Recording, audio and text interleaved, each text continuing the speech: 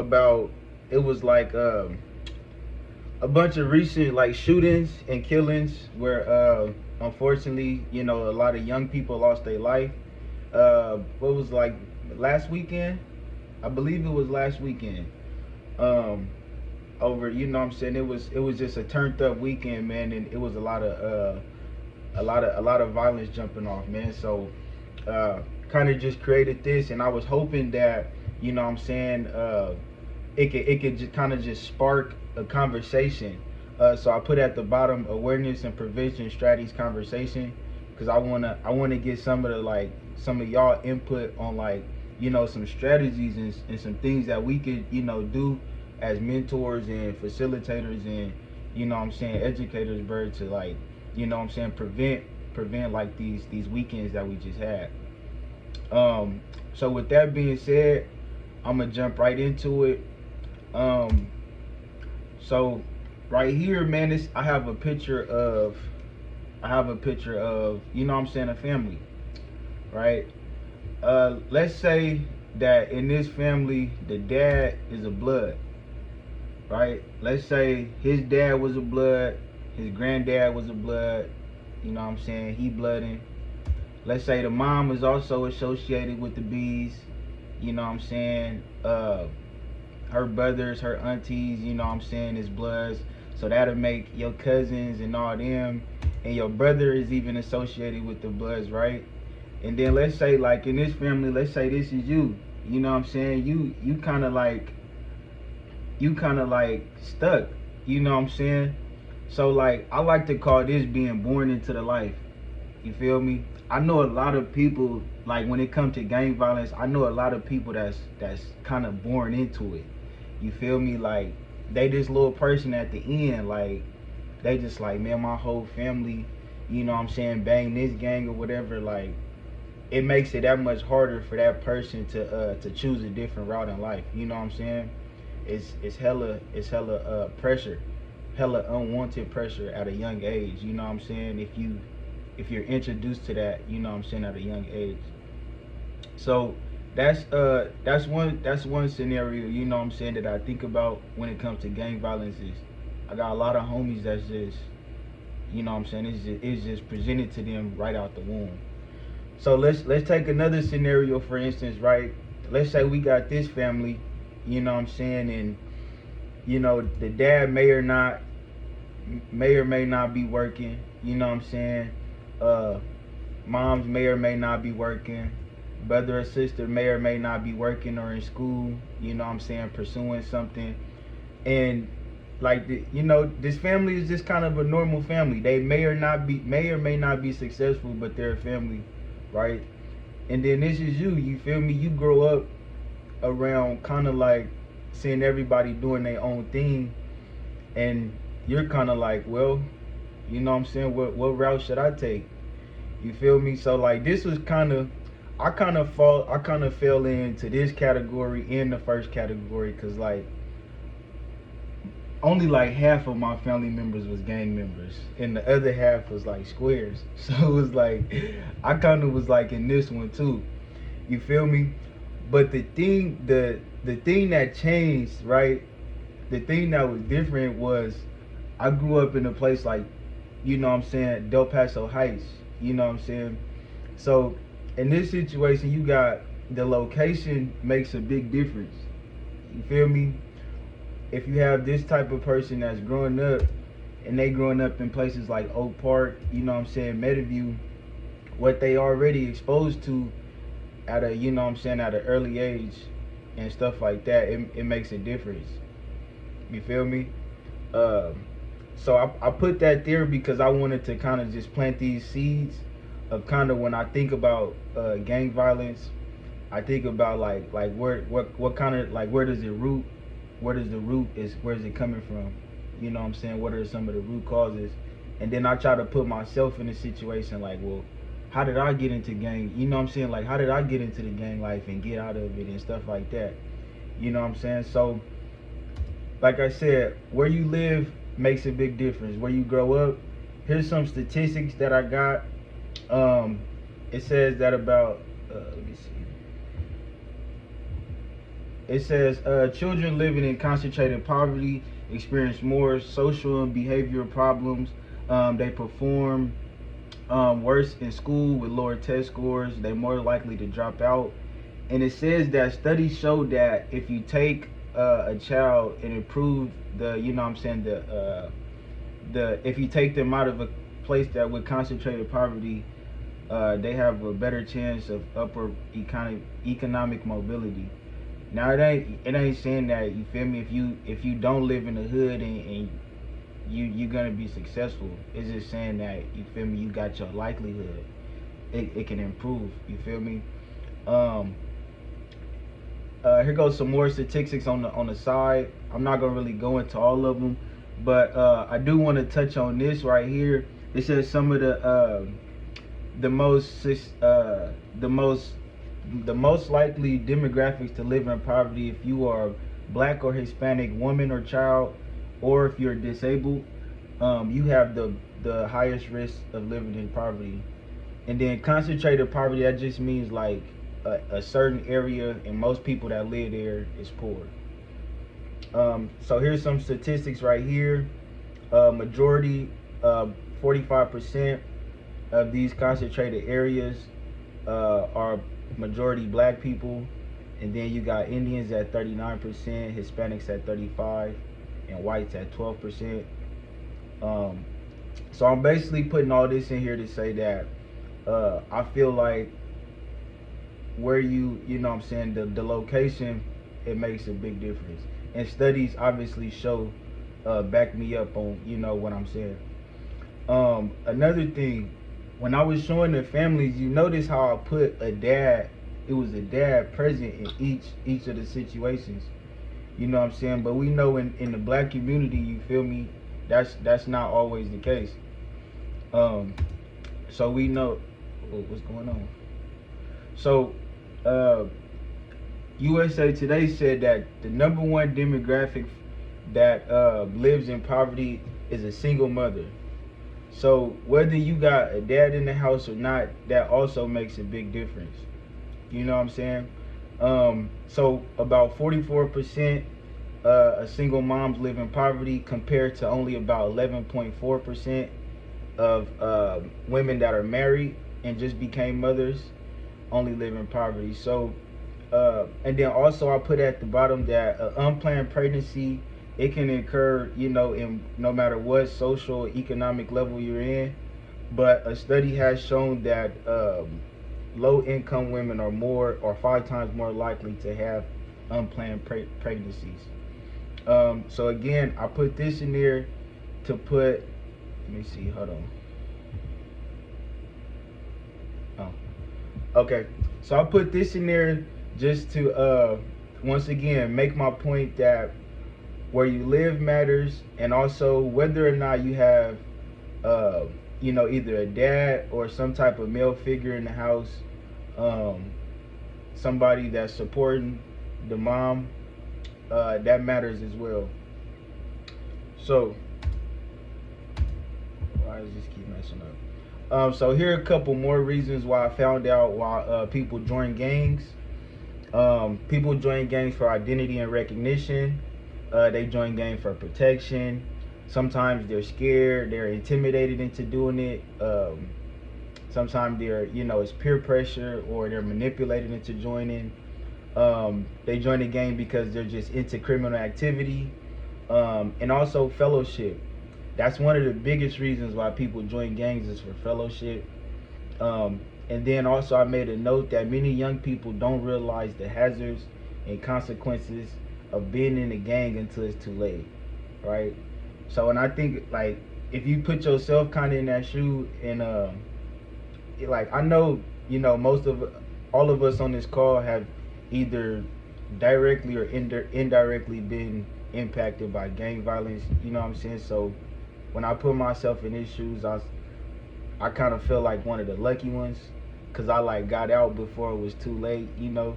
But I know a lot of people, like, they just too deep in it, like, you know what I'm saying, like, too many people done died, too many stuff that like too much stuff that happened, they just too deep in, and it's like it'd be hard for them to get out. So we got to consider ourselves some of the lucky ones. You know what I'm saying? And then right here, I just have some of the effects of gang violence. I only have 2 bullet points right here, but it's really way more than this. But gang membership, although a temporary phase for some youth, will shape the individual's future. All levels of formal education are discarded because they counter the gang's objectives. Gang members not killed or seriously injured often develop patterns of alcohol or narcotics abuse and extensive police records that limit their employment opportunities. So we all, we all know that to be true. We're not reading nothing that we don't already know. But the criminal victimization, I did want to touch on that briefly because if you look at like the statistics, I look at it, they do show like criminal victimization rates going down from 2018 and 2019, but the 2019 and 2020 hasn't been published yet because it hasn't been like a full fiscal year. I don't know, but it hasn't been published yet until like a few months. So you won't know that until next year. But I did like research on like all of it on criminal victimization. And that's a big thing that I want us to talk about after this presentation as well. So we had the effects of gang violence as well. And so this is where I kind of want to end the presentation and then like open it up for like a conversation. So I'm gonna open it up with a few questions. So just to kind of start off our conversation, one question I want you guys to kind of think about is when it comes to like gang violence prevention, what can we do in our roles right now to prevent situations like last weekend from happening again? And then another question I want you guys to think about is what roles how do you think the roles of the family play a part, and I want to know your thoughts and your ideas around surrounding the family aspect of it as well. So I'm gonna stop sharing right now, and hopefully you guys can put me up on some game real quick. So the first question, can I go? Yeah. Go ahead. Okay. So the first question about like what we could do to stop, to help prevent from some of these things, like prevent these kids from joining gangs or making these decisions, is like I would try to focus on those areas, like how do you say it, like the less fortunate areas in your city. You know what I'm saying? Like where it's more how do you say it? I don't want to say ghetto. What is the word? Like marginalized communities, you could just marginalized community. Yeah, I would try to get some resources out there. Like I remember as a kid, me growing up, I always wanted to play sports, bro. But there was like 7 of us. Like even if it was 20, $35, we couldn't afford that. You know what I'm saying? Like it wasn't happening. And a lot of like every time I see statistics and things like this, it's like I agree. Like how do you say it? No, I just think like it's hard, like because a lot of the people that live in that area aren't really educated. You know what I'm saying? They get like kind of the shit end of the stick of the resources, and they don't know how to speak up for themselves. It's really diverse. All these things, they don't know what the power of the people coming together actually has. Like we control everything. You know what I'm saying? And they don't know. They're like uneducated, so it's like it almost feels like they try to keep those people there, and that's why it's this continuing cycle. But like me when I was growing up, this is kind of to move up. I watched your presentation and I felt it, and I was like, dude, yep, I remember that. I grew up struggling. Like I didn't have a lot. My mom was always working, and there were 7 of us, so I never had nice things. You feel me? Like I didn't have nice things growing up. Always had hand me down. So I was like, damn, when I get older, I'm gonna try to have nice things I never had. And I started seeing people around the hood have nice things, so of course I wanted nice things. And not only that, I see my older brothers that I looked up to because my father wasn't around. They were in gangs. So here I was. They were like I was like born into this, and I would like I almost had this like this position to uphold. You know, like I always felt like, well, damn, this is my life. You feel me? Like this is what it's gonna be. But after a while, like after it was all fun and games growing up, but like I said, at 14 or 15, I got charged for shooting like a drive-by, and by the age of like 18, hell of my friends had died, like crazy things, right? I had got shot 15 times when I was 18 years old because of games, and it's like I hella felt when you're like people sometimes don't understand what they're getting themselves into until it's too late. You know what I'm saying? There's like no till this day. I don't always feel like secure because of my past. You know what I'm saying? Sometimes I just like it's a trigger. Like I be watching my back sometimes, or I don't know, bro. It's just like, and I did get in too deep, and it was like to the point where lives were lost. You guys know. It's just too deep, bro. It's crazy. And one thing that I try to do for myself is like I know growing up, my father wasn't around. He used to beat up my mom and shit. Like, and I used to try to help her. You feel me? I was a little kid. I couldn't help her, so. I just remember I always tell myself because I was always scared, bro, to like for a while it's like I felt it was better for me not to be around my kids because of the person I was and the shit that was following me. But I always thought about like fuck, I remember that shit fucked me up not having my dad around. You feel me? Like I don't want to put my kids through that shit, and I don't want them looking elsewhere for love, attention, for to feel like they belong to something, have that kind of sense of belonging. So I changed, bro, and I always tell myself, like, my father never taught me how to be a dad, but one thing he did do is teach me how not to be a father. Right. So I just try to, be there for my kids. I do hella things with them, like I take them painting, just different things just to help break that cycle, because out of 7 of us, 5 of us have been locked up, right? 3 of us have been shot before, like 3 of us have been to prison. Like just crazy shit. It's like a night. And my uncles too, bro. Growing up, they're all gang members. This is all That's where my brothers got it from. It's like a never-ending cycle. And then me, what I wanted to do, like I don't have hella money and shit. Yeah, I probably still live in the hood, whatever. But I try to break that cycle because there's no future in that shit. You know what I'm saying? And I think just for me reflecting back, and I work a lot with my community, with the mayor, with the city council, with the city manager, the Office of Violence Prevention. I'm part of leadership council voluntarily. All these things because like I remember all the things that I wish I could do as a kid. I always wanted to do good. You feel me? I always wanted to feel like I belonged, or just like I was a normal kid, kind of. You feel me? Like, but I didn't feel that way. So I think one thing that would be good is to focus on those areas where all this violence is happening, where there's no resources, where we know that moms and dads do drugs. We know they're selling their food stamps. We know they don't care about their kids. We know that, all this shit, like, we got to focus on them. Everybody else, like, yeah, everybody else too, but, I mean, from the statistics you show, I mean, damn, it's not fucking rocket science, you know what I'm saying? Like, I don't know, that's just something, but I felt everything you said, like, about some people are, get in and they don't know what it is, and then it's too late, and then, all these things you said, bro. So I like your little presentation, bro. Thank you. I don't want to take up too much time, I could talk a lot, but no, it's good, bro. I appreciate you sharing, bro. I'm gonna circle back to a few things that you said because you hit a lot of key points. But I want to open it up to anybody else that wants to speak real quick. Yo,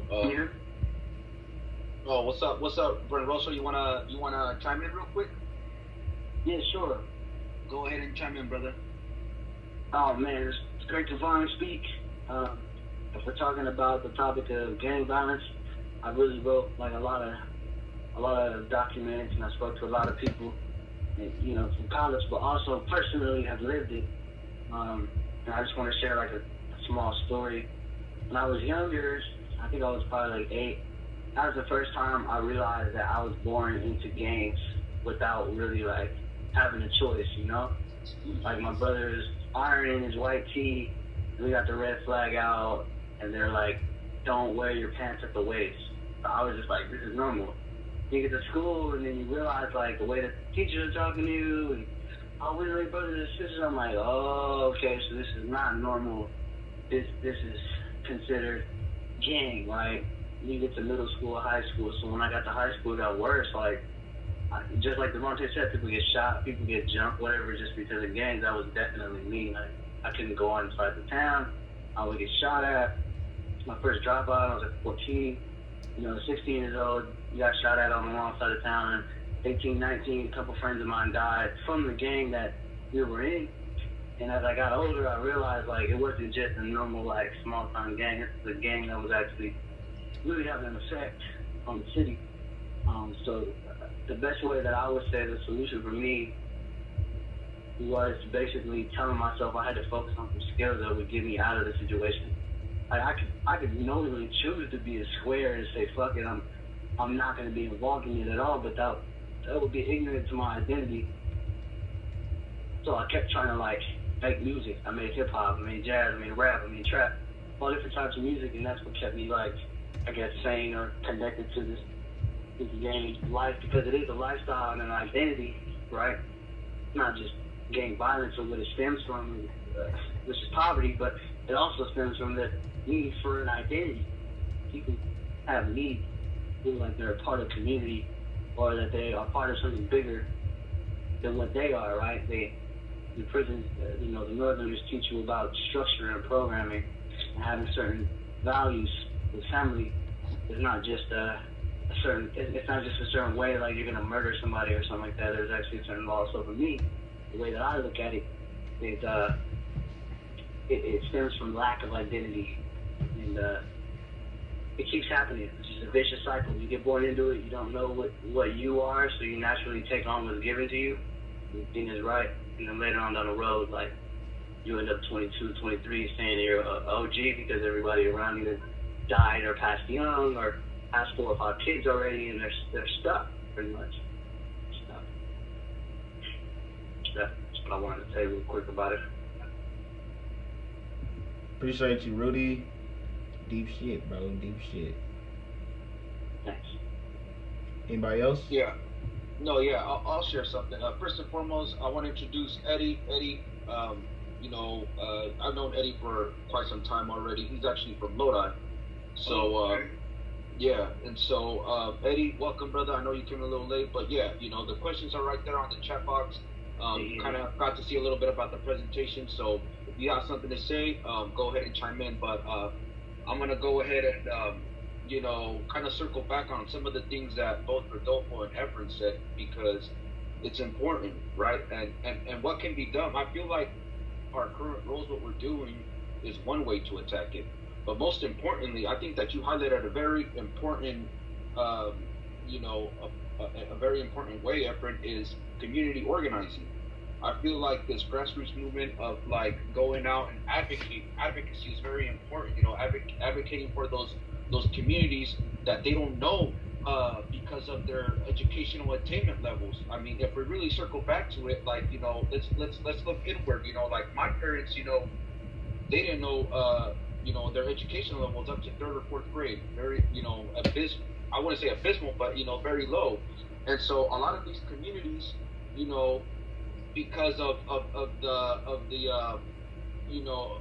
a person kind of like a role being eliminated. When I say that, is like when they come from single parent households, sometimes that older child has to step into the plate and fill in that void. And so that's why they jump out of school and and they start going into working or gangs or whatever the case may be to fill that void.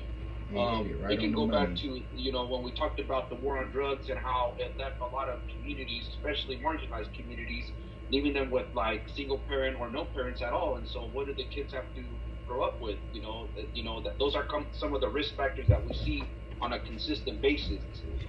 When individuals join gangs, is we look at these risk factors. First of all, the socioeconomic status, sociological perspective. We can think about the areas and all these risk factors, such as coming from poverty and just coming from a background where, like, it's around you.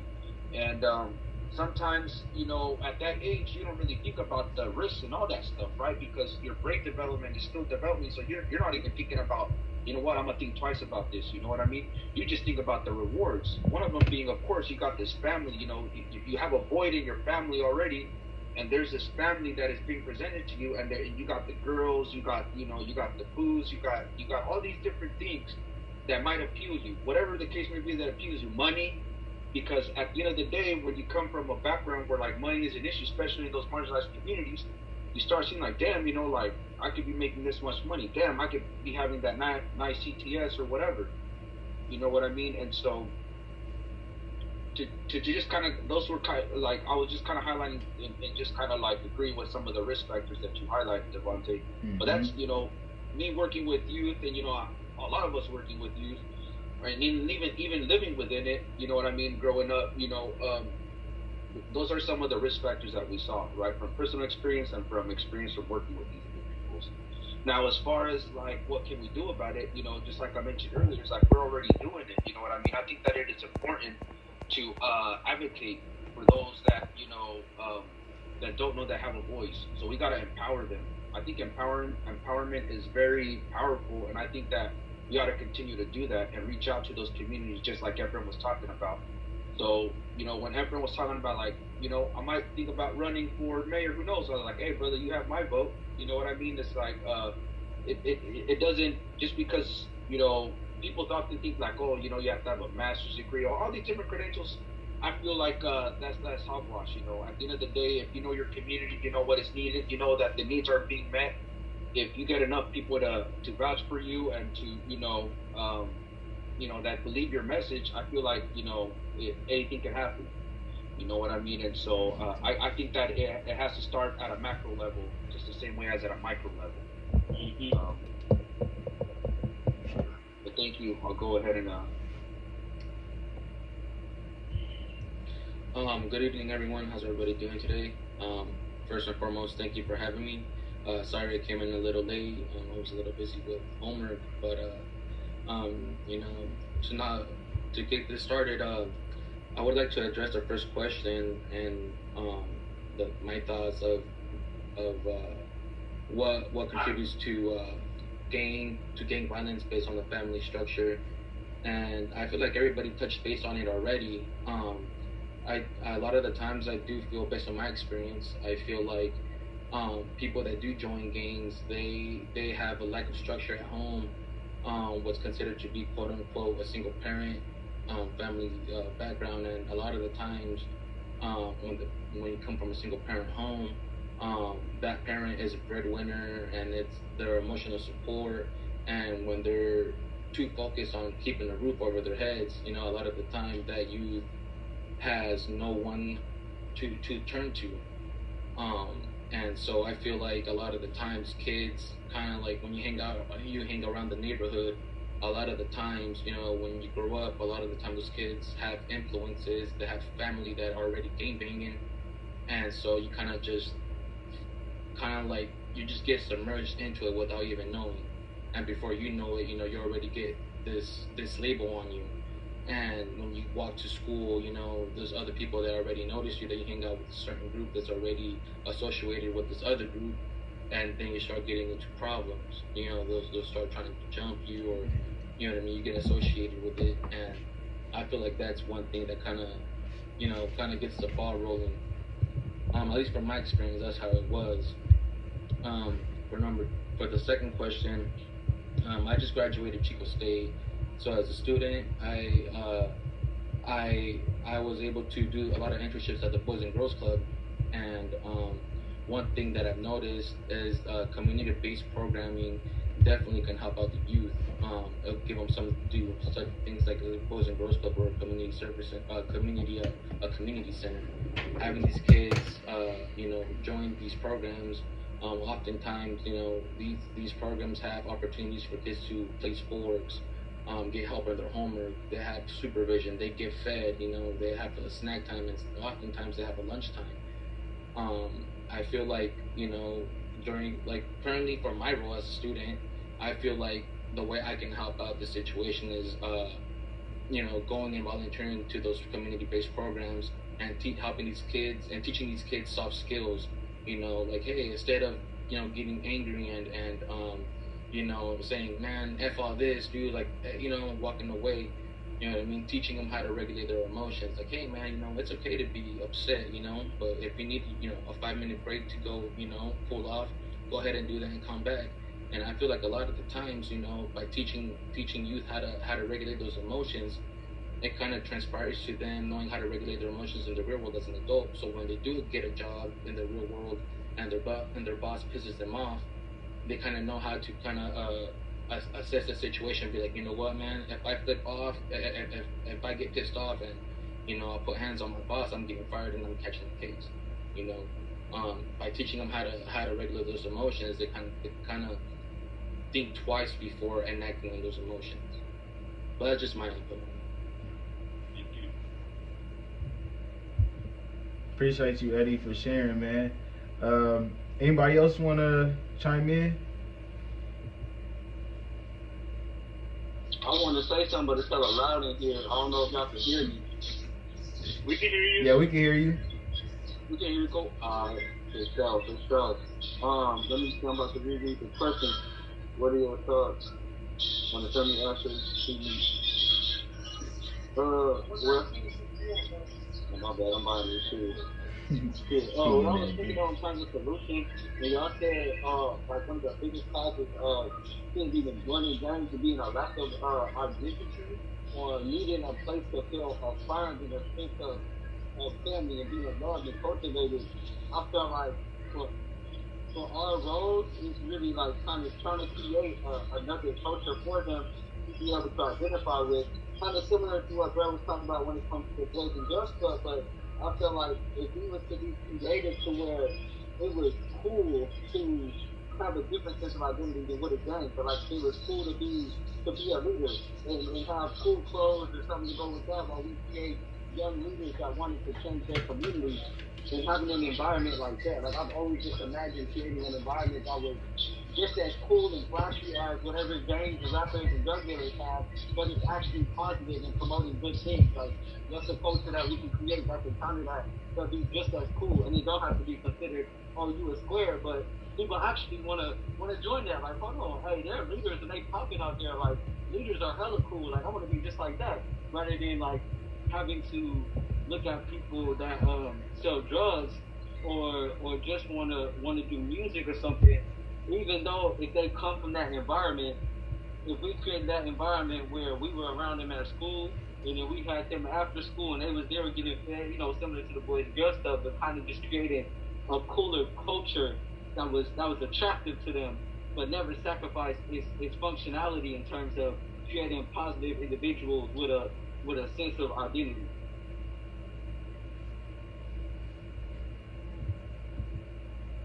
I wanna circle to what Cole said. It's interesting that you bring that up because that's something that we definitely emphasize when programming with the youth right there at a Yolo County. It was about leadership, right? And they often refer to as individuals that don't do the trap or stuff like that. That one would ascribe as being cool. In the lens of them. We talked about squares and like how squares often are the ones making money and stuff like that. And it's like we're trying to teach you the skills of like, look, you can make money by doing it at a legal way. Or sometimes, it's unfortunate, but some of these youth come from backgrounds where they use their skills was like selling drugs. But okay, how about let's turn that skill and revert it to something that's legal? Like, for example, I know individuals that sell shoes. You know what I mean? And it's like that, like applying those skills, but in a more harmonious and positive way, where it doesn't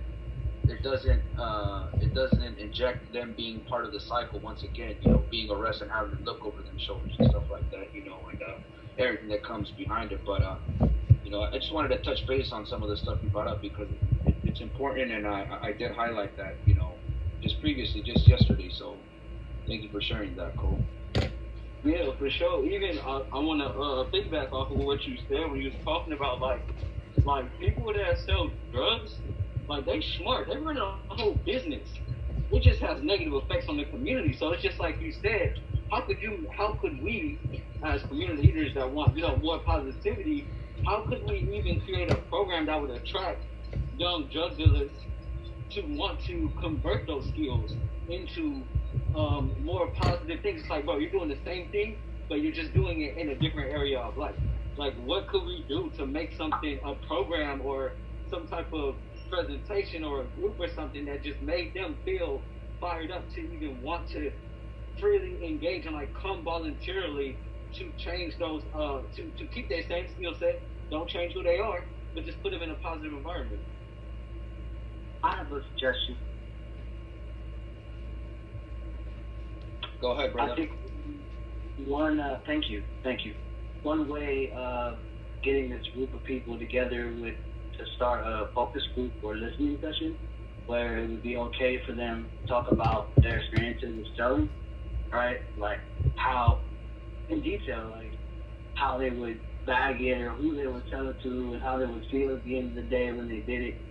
Or even the fact like maybe they're just a plug, like a third person, and they're just basically getting it from the plug, and they have to share this language. So number one would be setting up space, maybe a space that could really support their dialogue of sharing what their experiences are, and then doing that for maybe like a month or so. Right? Once that trust is there and they can talk about all this stuff, then you educate them.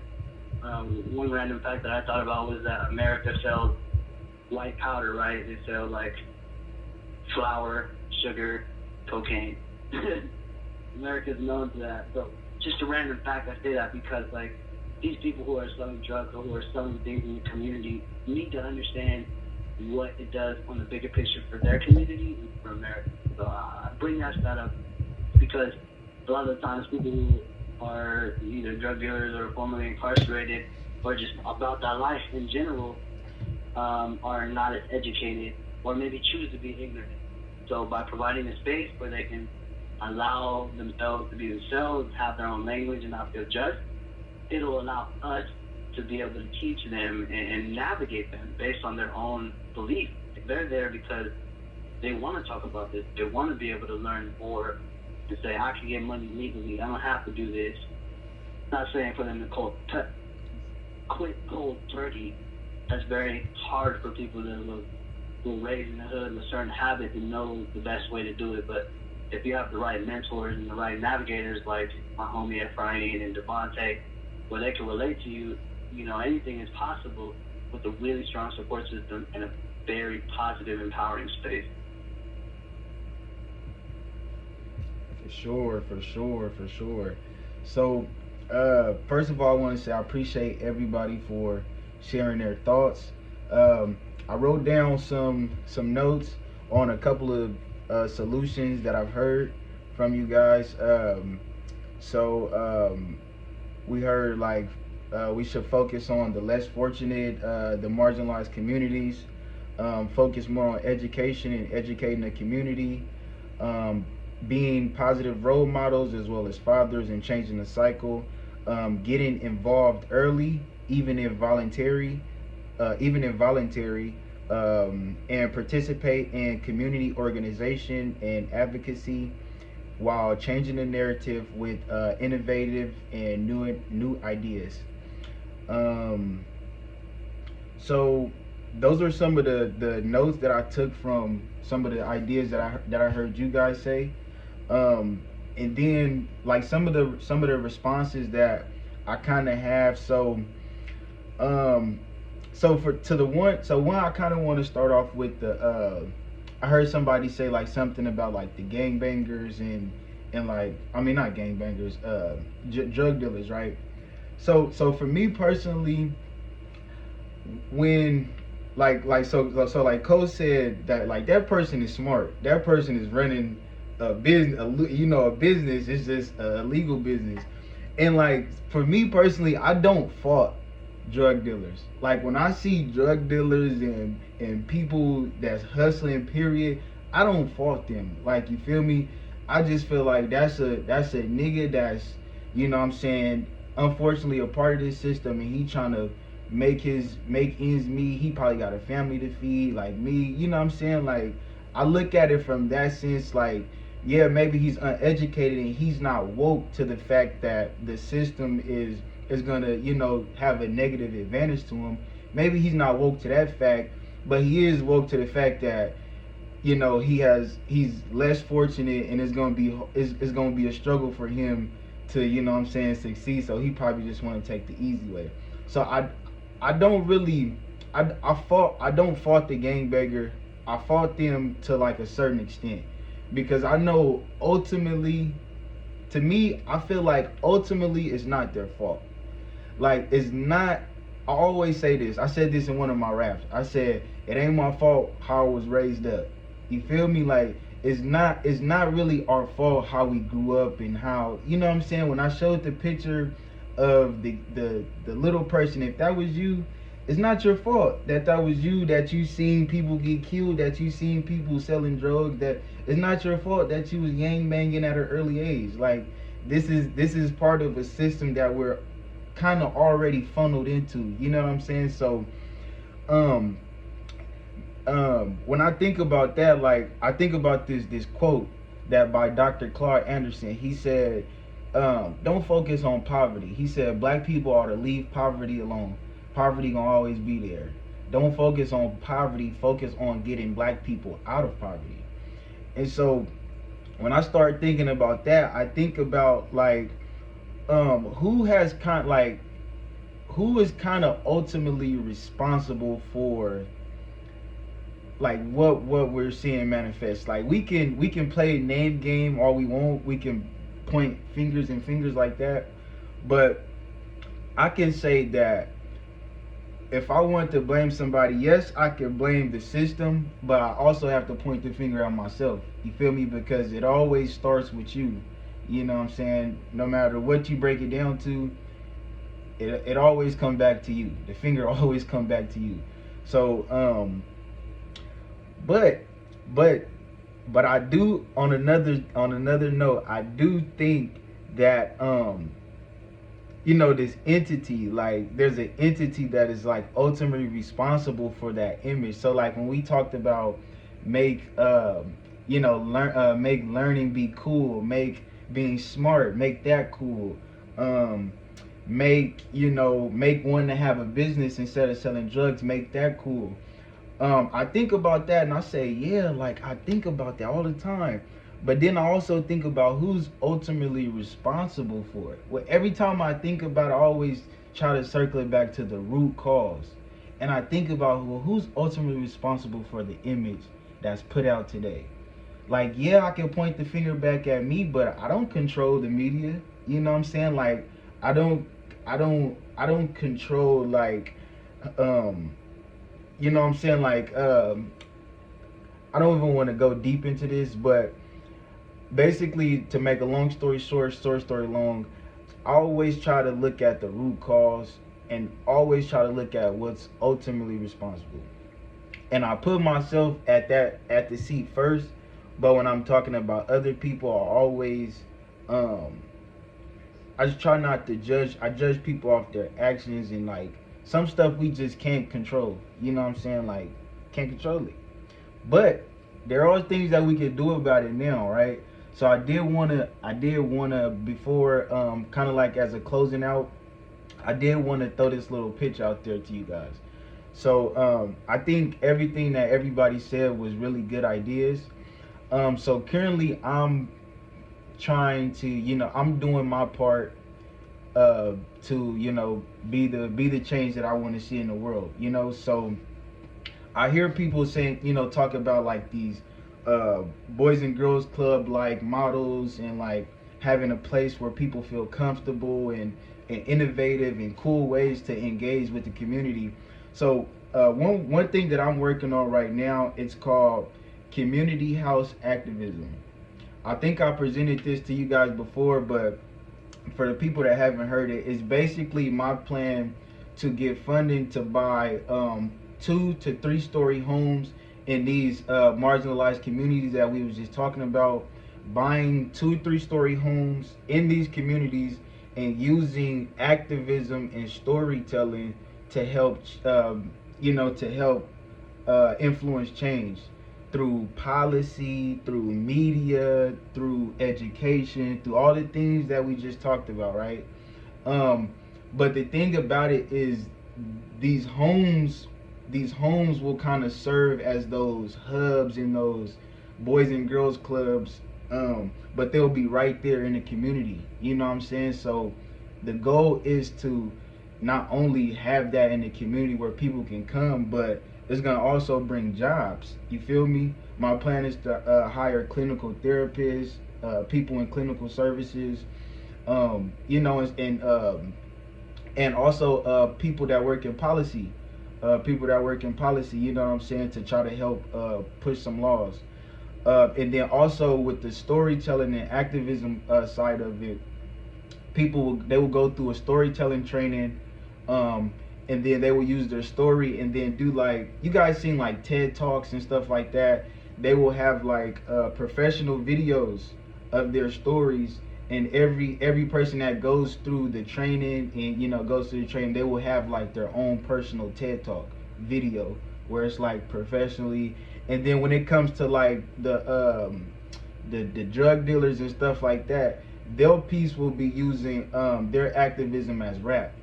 So we'll probably like try to set up like a studio or something at the house and try to have, you know what I'm saying, like something like that. And then also just bringing jobs, like different roles, you know, security, you know, just different things that we can bring to the community. So that's one thing, and be on the lookout, because, you know what I'm saying, paperwork, everything getting done right now is just, you know, I'm putting together a team, you feel me? I'm putting together a team right now, but it's called Community House Activism, and the acronyms is CHA on purpose. It's CHA on purpose, yeah. It's that on purpose because that was somebody's name that I lost, and so I did that on purpose. But if you wanna, you know what I'm saying, if you want people to look into it, if you wanna donate to the cause, you can visit my website, DeVontaSpringer.com. Click that donate button. It's only donating through PayPal right now, so you're gonna have to make a PayPal, but you know. But yeah, man, that was my presentation. I appreciate, like I said, all of you guys' feedback. Right now we could just close it out with like any closing thoughts that anybody have, and then I know y'all tired, man, so we can call it a night after that. I just want to thank everybody for showing up today and just you know, engaging in dialogue with us. It was a really powerful group, and I'm hella tired, bro, with school and work, but I wasn't gonna miss it. This is my little space right here, bro. You feel me? This is our little space, so I just want to thank all you guys, you feel me, for showing up. I hope to see everybody next week. I'm gonna be here. But yeah, everyone be safe out there, man. Thank you guys for having me. I appreciate it. It was a pleasure meeting all of you. It was awesome, you know, hearing some feedback from all of you and hearing some of you guys' experiences. Hopefully I'll be back next week. Thank you guys for having me. Yeah, shout out to Devontae for the invite, bro. I appreciate you. And is this a weekly thing or a monthly thing? How often we do this? It's a weekly thing, Cole. For sure. I know Devontae's got your info, but we can definitely outreach to you and just kind of set reminders, brother. If you ever have time, you know what I mean. Definitely would love to have you chime in and, you know, talk about your experience and your knowledge, and, you know, just kind of pick our brains a little bit, man. You know, but definitely good group today, fellas. Any final words, Rudy? Is this only for me? No. Okay, for sure. Yeah. I got some people that I think will be valuable to this space. Please bring them. Yeah, bring them, Cole, and then we'll get their info, and then, you know, we can help reach out to as well, brother. So yeah, anybody under age 30, brother, this is a space for us to talk, you know. Okay, is it a minimum? Nah, brother, you could bring in as many people as you want, man. I think we could hold about 100. No, I mean like an age minimum, because you said maximum 30 years old. Oh, yeah. Oh, 30 to 16, I guess. You know, it's just, you know, usually we probably had only like 18 and up, you know, but we try to open up to the youngsters too. Just depends on their, you know, if they're really about it and engaging and stuff like that, you know. But Especially if No, you it's got a 100%. young dude that's been system impacted. Tell him to come through. Yeah. If he's been like to the hall or something, tell him to come through. or Oh, indirectly impacted, you Yeah. know, family members or loved ones being locked up, you know what I mean? Like definitely as well. But sounds good, man. Devontae, good job, brother. Efren, get some sleep, brother. You you're very much well deserved, man. So get some sleep. Yeah. All right, fellas. So for now, we gonna do it same time next week. If anything changes, we'll send out invites. We'll send out reminders and stuff like that. Okay. All right. Sure. So see you guys next week, man. Hey, Devontae, before you go, my bad. Was it DevontaeSpringer.com? Yeah. Was that website? Okay, I would definitely like to speak with you, man, because I'm thinking of doing something similar back in my hometown. It's And good. so, I'm gonna you get you. Juan, you got his info? I got his info. I'm finna call Juan right now and get it. Awesome, brother. Thank you so much. No Appreciate problem. it. No problem. All right, later, Efren. Later. Later, brother. See ya. Have a good night.